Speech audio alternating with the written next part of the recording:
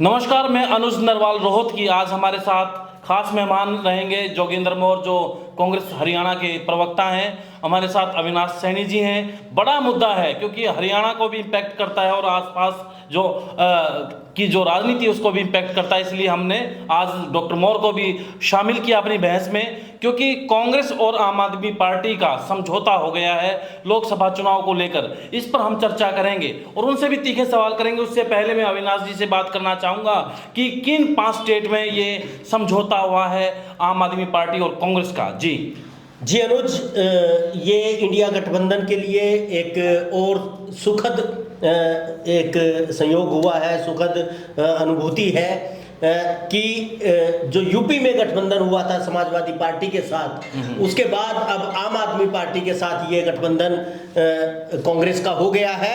और ये हरियाणा इसमें शामिल है, इसलिए हम इस पे ज़्यादा बात करेंगे। तो ये गठबंधन जो है 5 राज्यों में आम आदमी पार्टी के साथ हुआ है।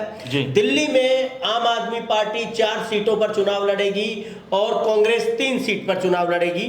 गुजरात में 26 सीट है टोटल, उसमें से 2 सीट आम आदमी पार्टी के खाते में गई है और बाकी 24 सीट पर कांग्रेस और कांग्रेस के जो दूसरे सहयोगी दल है वो उसमें शामिल रहेंगे। चंडीगढ़ की 1 सीट है, चंडीगढ़ में कांग्रेस के खाते में ये सीट गई है। कांग्रेस अपना उम्मीदवार यहां से खड़ा करेगी। और हरियाणा में मैं आपको बताऊं कि 10 में से 1 सीट आम आदमी पार्टी को दी गई है। ये समझौता हुआ कि कुरुक्षेत्र की जो सीट है वो आम आदमी पार्टी के खाते में जाएगी। इसके अलावा गोवा में भी समझौता हो गया है, 2 सीट हैं गोवा में, तो वोट ना बटे इसलिए ये दोनों सीटें कांग्रेस के खाते में गई हैं। कांग्रेस यहाँ पे अपना उम्मीदवार खड़ा करेगा। और इससे पहले गोवा में आम आदमी पार्टी ने अपना एक उम्मीदवार खड़ा कर दिया था, तो उसको ये वापस ले लेंगे, इस पर सहमति बन गई है।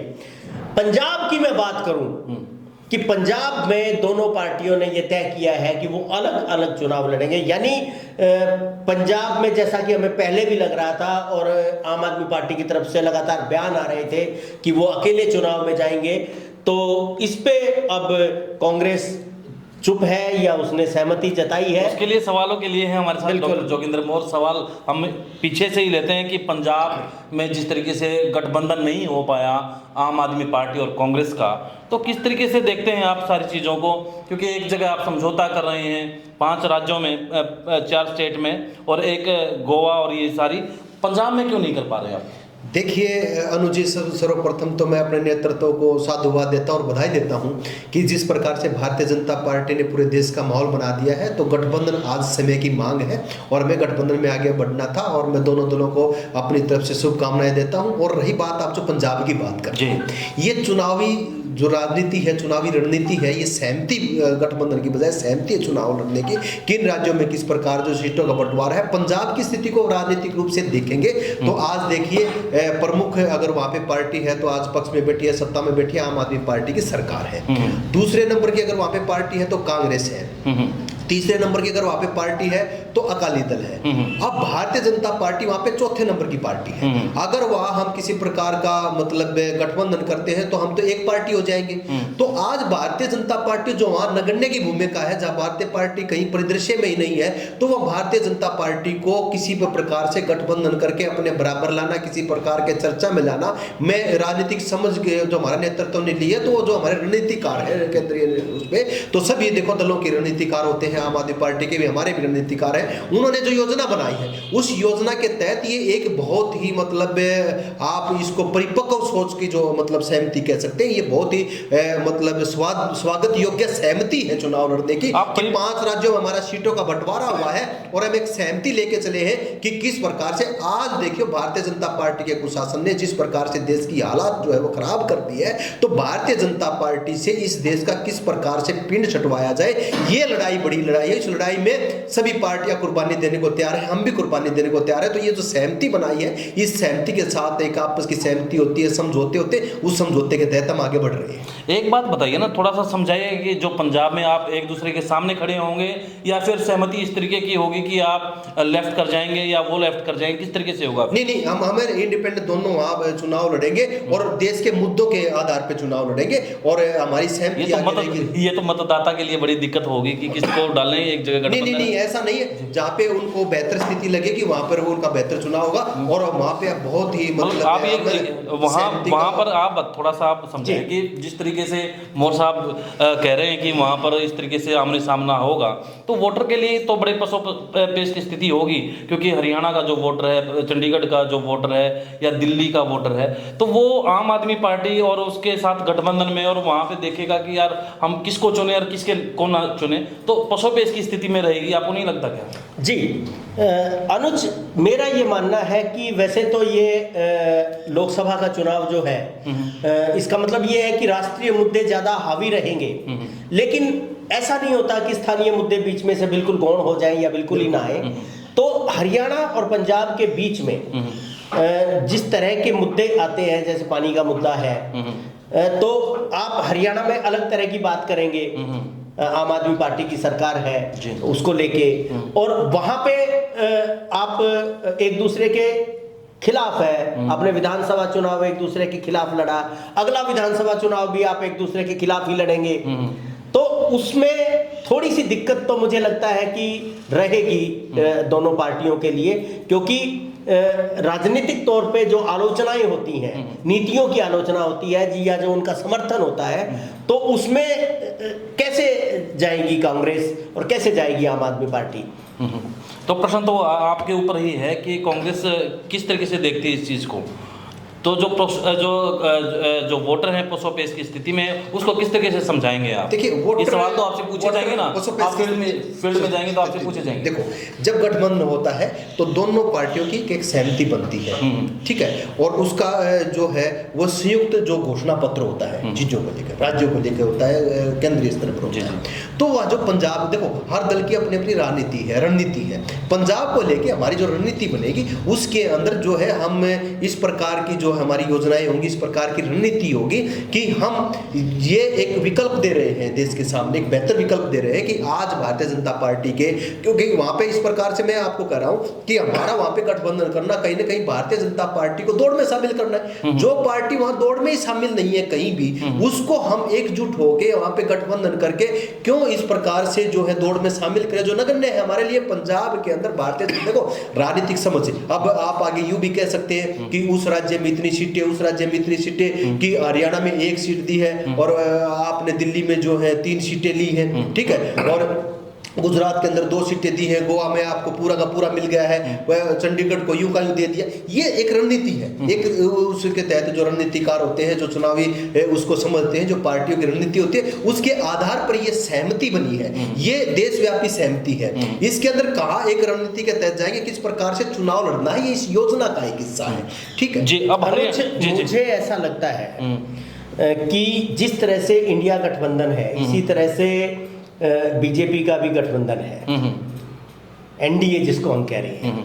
और अभी तक जो पंजाब की स्थिति है, पंजाब में आपने बिल्कुल सही कहा कि भारतीय जनता पार्टी बहुत बड़ी फोर्स नहीं है, लेकिन वहां से लोकसभा के सदस्य भारतीय जनता पार्टी के चुने जाते रहे हैं और गठबंधन भी होता रहा है। तो अकाली दल अभी वहां पे है और बिल्कुल ऐसा नहीं मान सकते कि अकाली दल भी बिल्कुल खत्म हो गया है।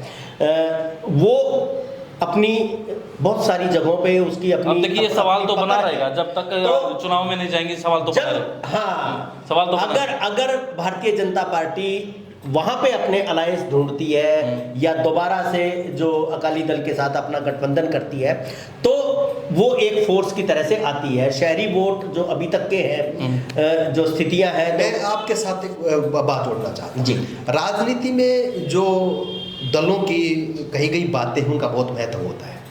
वहाँ पे जो अकाली दल है वो तो एनडीए गठबंधन से किसान आंदोलन के नाम पे वापस आई है, और वो क्या मुंह लेके वहाँ पे गठबंधन करेगा अकाली दल का और भारतीय जनता पार्टी का? अगर ऐसा होता है, नीतीश जी क्या मुंह लेके गए?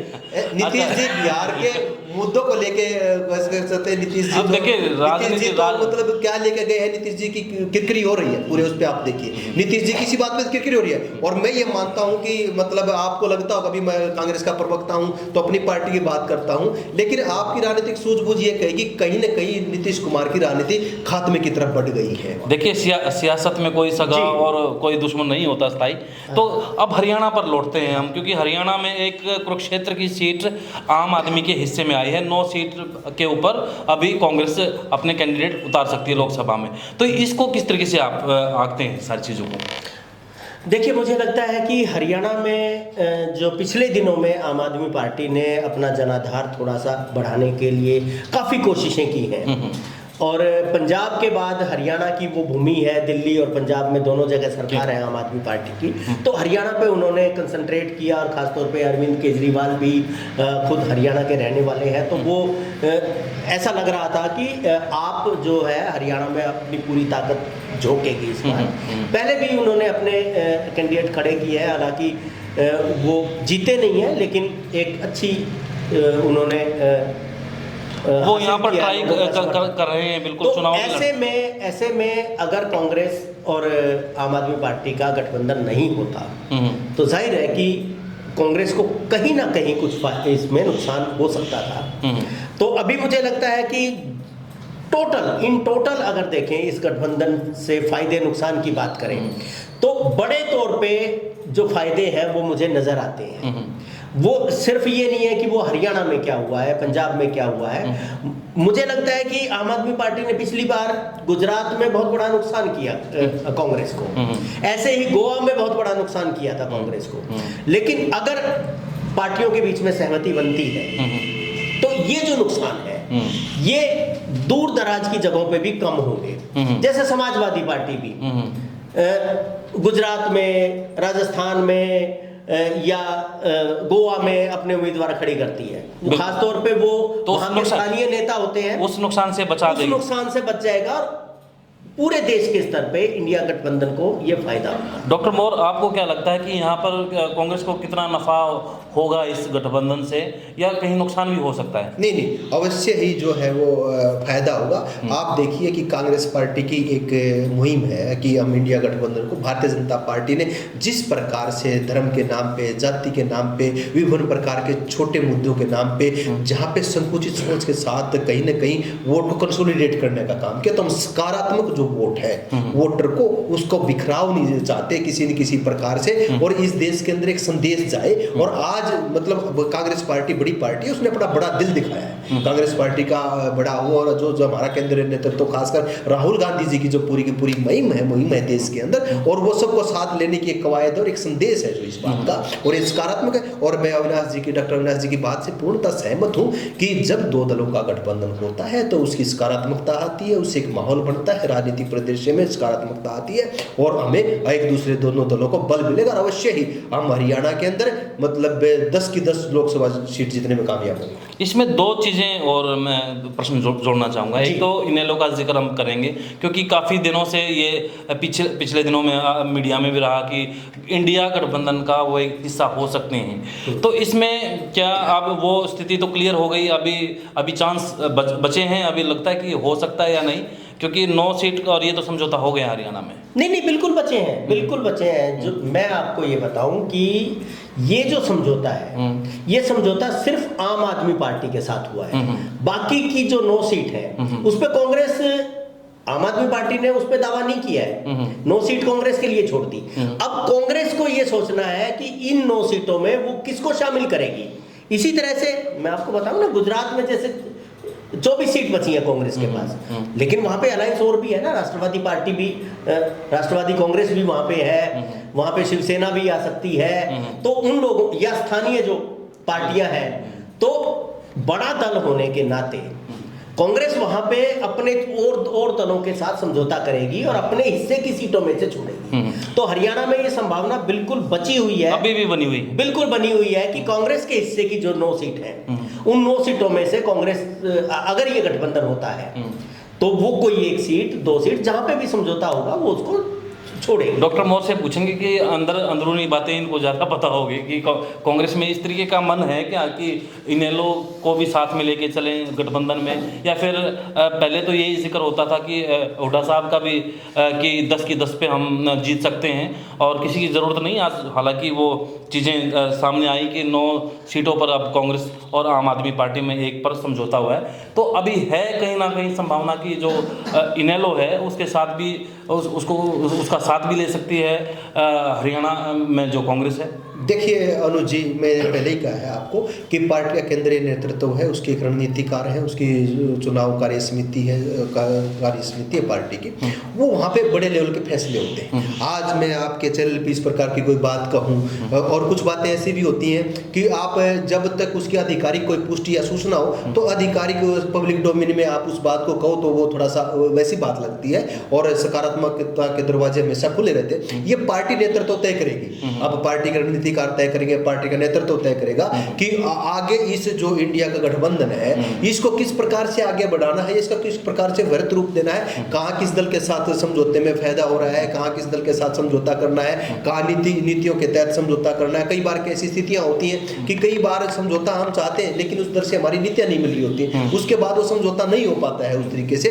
तो ये सारा का सारा जो केंद्रीय नेतृत्व है उसके अभी मतलब उसके उसमें है कि उनकी क्या योजना बनती है, क्या रणनीति बनती है, लेकिन अब तक ऐसी आज के तक ऐसी सूचना नहीं है कि हम किसी प्रकार का ऐसा समझौते में जा रहे हैं। आज तक ऐसी सूचना बिल्कुल नहीं है। आगे क्या होता है ये भविष्य का बिल्कुल जो मुझे लगता है कि दरवाजे खुले हैं अभी और जब तक सीटों का जब तक सीटें अनाउंस नहीं होती तब तक उम्मीद की जा सकती है। इनेलो की तरफ से बार बार ये आता है कि हम शामिल होंगे इस गठबंधन में, हो सकते हैं। हाँ। अगर और केंद्रीय नेतृत्व भी जब कोई फैसला लेगा तो अपने नहीं, इसमें अविनाश जी एक बड़ी बात ये थी कि जिस नीतीश कुमार के माध्यम से वो इतना करते थे वो नीतीश कुमार तो नहीं अब समझौते का इस इंडिया का हिस्सा नहीं रहे।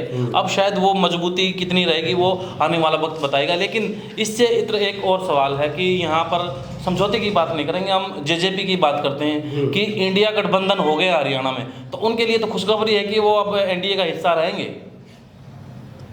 जेजेपी की बात कर रहा हूँ मैं। हाँ नहीं, देखिए जेजेपी क्योंकि बीच में उनकी भी यही बात आ रही थी कि गठबंधन टूट जाएगा, तो अब उम्मीदें तो लगा ही सकते हैं कि वो गठबंधन में रहेंगे।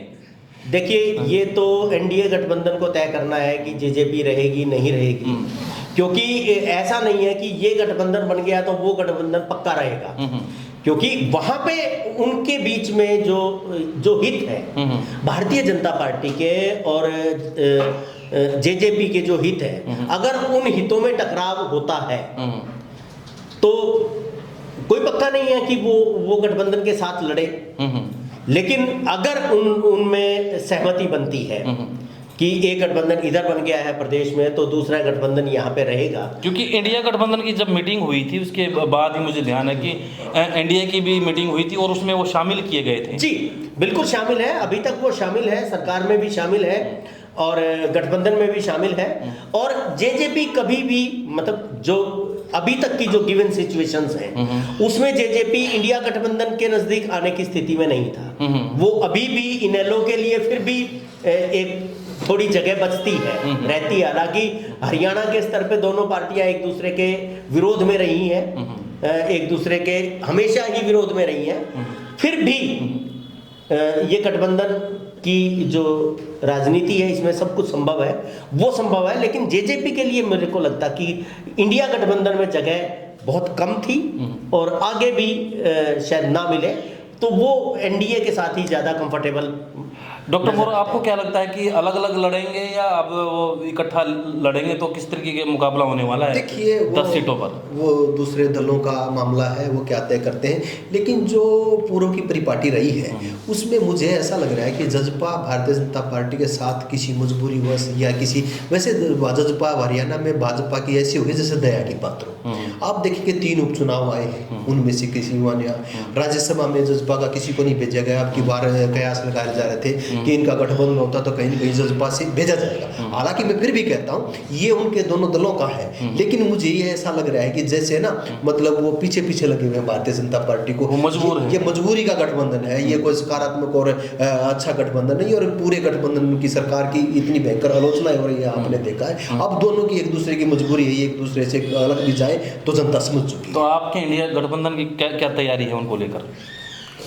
देखिए, आप दोनों एक दूसरे के खिलाफ जिन मुद्दों के खिलाफ चुनाव लड़े थे, एक बात होता है खिलाफ चुनाव लड़ना, एक इस तरीके के मुद्दे और इस बात पे आप और फिर उन मुद्दों के साझा कार्यक्रम बना के आप सरकार चलाते, उन मुद्दों पे सरकार जो ये सरकार है जजपा और भाजपा की, इसमें जजपा और भाजपा दोनों असफल रही है। हरियाणा की अगर उससे बात करें, व्यक्तिगत रूप से हरियाणा को लेकर हम बात करते हैं, तो हरियाणा की जो स्थिति की है, चाहे आप कानून व्यवस्था की बात कर लीजिए, चाहे बेरोजगारी की बात कर लीजिए, चाहे किसानों की बात कर लीजिए, चाहे शिक्षा व्यवस्था की बात कर लीजिए, चाहे स्वास्थ्य की बात, तमाम मुद्दे थे उनके ऊपर आपको तो उन मुद्दों पे कहीं ना कहीं गठबंधन जो सरकार है वो फंसी नजर आती है। और खासकर वृद्धावस्था पेंशन की जिसकी 51 की बात ये करते थे, तो उसको भी ये पूरा करवा, लेकिन मोदी फैक्टर भी रहने वाला है अब, क्योंकि लोकसभा सीधी सी बात। बिल्कुल अनुज, मुझे लगता है लोकसभा चुनाव दोनों पार्टियां मिलके लड़ेंगी और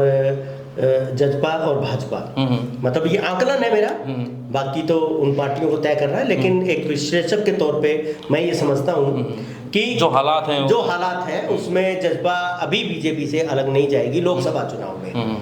लोकसभा चुनाव के बाद क्या स्थिति बनती है वो अलग चीज़ है। विधानसभा में तो सारी पार्टियां अपने अपने दम पे फिर दोबारा से रिव्यू करेंगी अपने फैसलों को और फिर जाएंगी।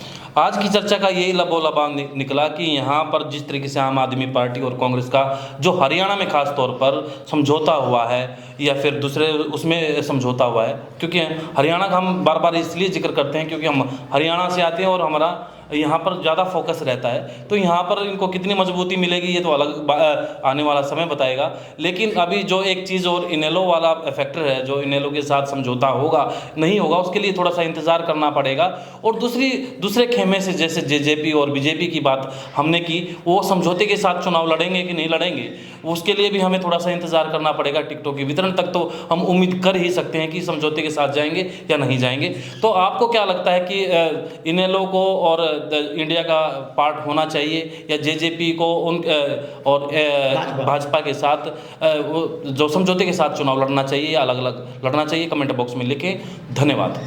नमस्कार।